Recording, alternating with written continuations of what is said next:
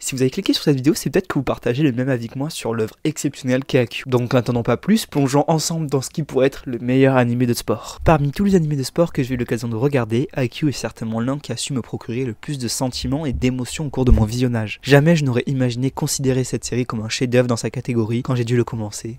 Et pourtant.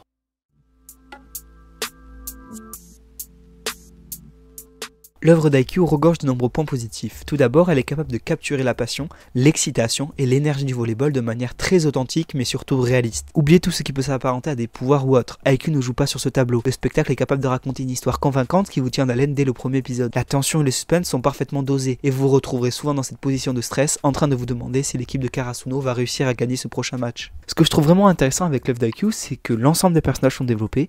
Aucun personnage n'est laissé de côté, chacun a son propre développement, sa propre personnalité, ce qui nous permet de nous attacher à n'importe quel personnage qu'on peut voir dans l'œuvre. L'œuvre d'Haikyuu, c'est pas seulement dans les prémices qu'il essaie d'exceller, mais dans un schéma classique qui fonctionne et qu'il arrive à reproduire à la perfection. Deux joueurs de volley rivaux entrent dans un club scolaire mal classé, rencontrant d'autres personnes qui comme eux débordent d'enthousiasme et d'énergie et d'une soif de vaincre. Peu à peu, l'équipe se voit complétée, montant dans un potentiel supérieur, prêt à s'élancer pour les qualifications au tournoi national. Et il ne faut pas chercher loin pour trouver des mérites à Haikyuu tellement qu'il en collectionne. Premièrement, l'animation est merveilleusement fluide et dynamique de la part du studio IG. L'OST est également très bonne et surtout très bien dosée durant les épisodes. La direction artistique est en somme toute excellente et réussit à jongler habilement entre humour et sérieux, tension et apaisement. Les scènes du jeu sont animées de manière à vous donner l'impression d'être vous-même sur le terrain, tandis que les bandes sonores vous immergent complètement dans l'ambiance. Au-delà du fait que Haikyuu soit une œuvre, ma foi, inspirante, il développe des thèmes qui, moi, me rendent heureux quand je regarde une œuvre. L'esprit d'équipe, le développement personnel, les entraînements, le mérite,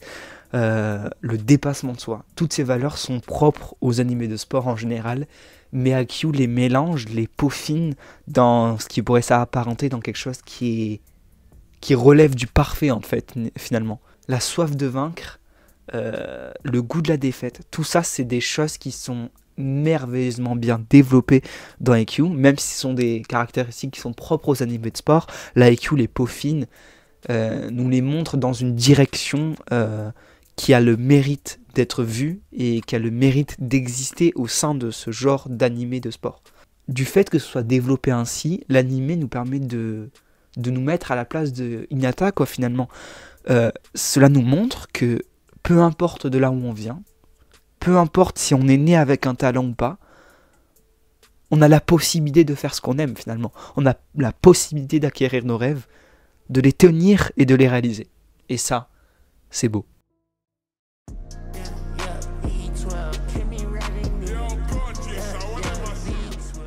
Un arc d'histoire est un bon moyen d'organiser ce que les personnages de l'anime ont travaillé et ce qui les attend, quels objectifs ils ont accomplis et lesquels sont encore inaccessibles. C'est une façon pour l'auteur d'organiser les dispositifs d'intrigue qu'il veut utiliser et ce qu'il veut montrer aux spectateurs et quels personnages font quel type de développement. Pour le coup, cette analyse que j'ai d'Haikyuu est à double tranchant. D'un côté, on ne peut que comprendre la direction de l'écriture et du scénario pris par l'auteur, et d'un autre, ça rend le scénario un peu plus prévisible qui m'a parfois un peu sorti de l'anime. La clé de tout cela est l'évolution que traversent tous les personnages, car s'il y a une chose qui reste avec eux, c'est l'expérience qu'ils accumulent tous et de comment ils vont s'en servir par la suite. Notre protagoniste principal est Hinata, car l'histoire commence par sa narration et de son point de vue. Mais comme l'équipe de Karasuno est une grande partie de l'intrigue, nous pouvons également dire que les corbeaux sont généralement nos personnages principaux. Comme nous le savons tous, sur Utade s'assure toujours que nous connaissons les histoires de tous les personnages exposés, ce qui signifie que nous connaissons également les perspectives et les sentiments derrière de nombreux autres personnages, ce qui rend leur avenir un peu plus joyeux mais aussi un peu plus triste pour nous. En effet, tant qu'il existera des vainqueurs, il existera des vaincus. Avec l'utilisation des arcs de l'intrigue, nous nous nourrissons lentement mais sûrement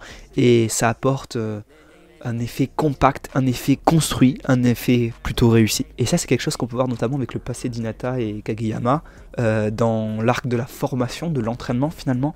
Tout ce passé qui est développé vient enrichir déjà l'arc de l'intrigue et ça nous permet de vraiment saisir pleinement les enjeux et saisir pleinement les personnages aussi finalement. Nous découvrons également d'autres équipes telles que Nekoma, Seijo, Fukurodani et bien d'autres qui grandissent lentement vers les personnages que nous connaissons aujourd'hui. Ce qui traduit une nouvelle fois la justesse d'écriture et du scénario, témoignant ainsi du contrôle hors norme de l'auteur sur sa création.